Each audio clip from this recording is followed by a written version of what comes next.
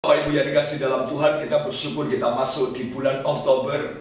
Dan 10 bulan saya percaya Tuhan sudah menolong kita, memberi kekuatan kepada kita. Pada bulan Oktober ini tema gereja kita adalah Strong Church, artinya gereja yang kuat. Tahun ini kita pada tema pemuritan kunci keserupaan dengan Kristus. Saya berharap dalam 1 tahun ini iman kita makin dikuatkan, kita makin dewasa, bahkan kita makin kuat di dalam Tuhan. Nah, tetapi bukan saja hidup kita yang kuat, tapi lewat pemuritan, saudara, gereja kita juga akan kuat. Sebab gereja yang kuat bukan diukur dari bangunannya yang megah, bukan diukur dari betapa kayanya hal-hal yang terjadi, tetapi bagaimana setiap jemaat yang ada di dalamnya, mereka bertumbuh dan dewasa. Pada bulan Oktober ini khusus untuk gereja yang kuat. Pada minggu yang pertama kita akan bicara tentang bertekun dalam kebenaran firman Tuhan. Saya akan membacakan dalam Kisah Rasul pasal 2 ayat 42. Mereka bertekun dalam pengajaran rasul-rasul dan dalam persekutuan.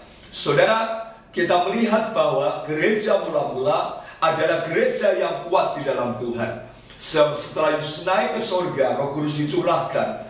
Mereka bukan menjadi gereja yang terserak-berai, tapi mereka menjadi gereja yang kuat. Apa buktinya? Yang pertama, dalam Nas pasal 2 ayat 42 di Kisah Rasul ini, mereka bertekun dalam pengajaran rasul-rasul dan di dalam persekutuan. Nah, apa maksudnya? Kita percaya dan kita tahu bahwa Yesus sudah banyak memberikan pesan kepada murid-muridnya, pengajaran-pengajaran yang kuat. Dan setelah Roh Kudus dicurahkan, mereka mengambil keputusan untuk mereka bertekun dalam pengajaran rasul-rasul. Arti bertekun adalah mereka selalu merenungkan, mereka setia, dan mereka hidup di dalam kebenaran firman Tuhan. Ada 4 hal yang selalu mereka lakukan. Yang pertama, mereka suka membaca firman. Yang kedua, mereka suka mendengarkan firman. Yang ketiga, mereka suka merenungkan firman. Dan yang keempat, mereka suka melakukan firman. 4 hal ini tidak bisa dipisahkan. Orang bisa melakukan firman karena mereka menyukai firman. Mereka melakukan firman karena mereka mau membaca dan merenungkan firman Tuhan. Nah, pertanyaannya adalah bagaimana supaya kita bertekun di dalam kebenaran firman Tuhan.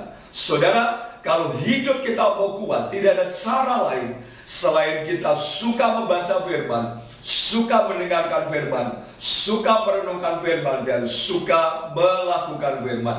Mustahil hidup kita di dalam Tuhan akan kuat kalau kita tidak suka firman Tuhan. Ada banyak anak Tuhan memang suka mendengarkan firman Tuhan, tapi tidak pernah suka membaca Alkitab. Dan saudara, itu sebuah hal yang mustahil kalau kita mau kuat. Mendengarkan firman Tuhan itu penting, melakukan firman Tuhan juga penting, tapi jangan lupa juga membaca firman Tuhan. Dari Kejadian sampai Wahyu, kita harus membaca dan itu menjadi habit kita.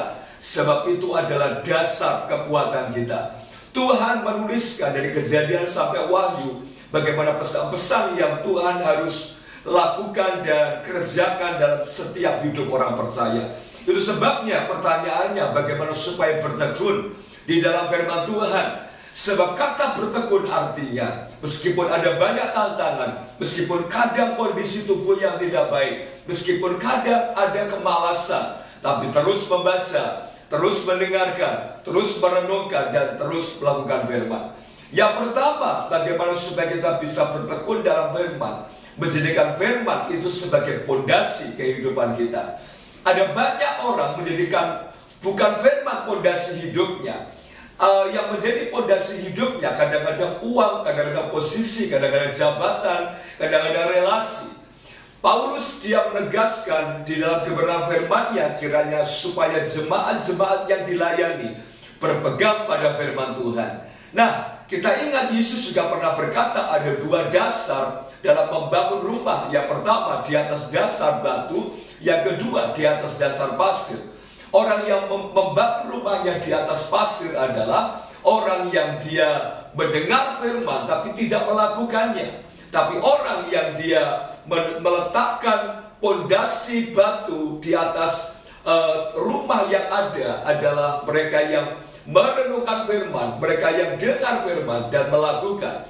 Jadi ternyata pondasi firman itu menjadi penting dalam kehidupan kita. Yang kedua, firman kiranya menjadi tuntunan kehidupan kita.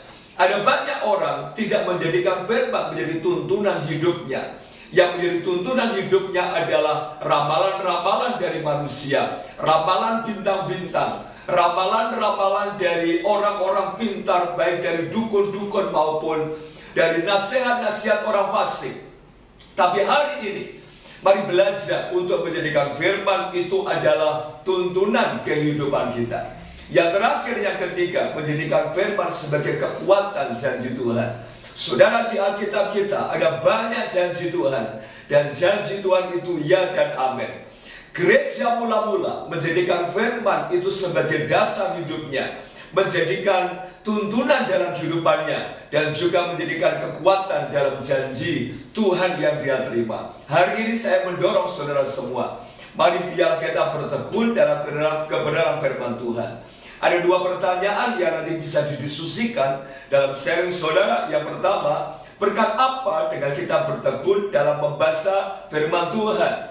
Yang kedua adalah bagaimana kita tetap setia bertekun di dalam membaca firman Tuhan. Saya mendorong saudara semua untuk setia membaca Alkitab setiap hari. Itu sebagai proyek ketaatan kita. Dan itu sebabnya setelah saudara triparti, sudah bisa saling mendoakan. Dan jangan pernah lupa bahwa berdoa buat gereja kita. Program 2024-2030, saya percaya karya Tuhan dilimpahkan. Tetap semangat, selamat triparti, Tuhan Yesus memberkati. Salam discipleship.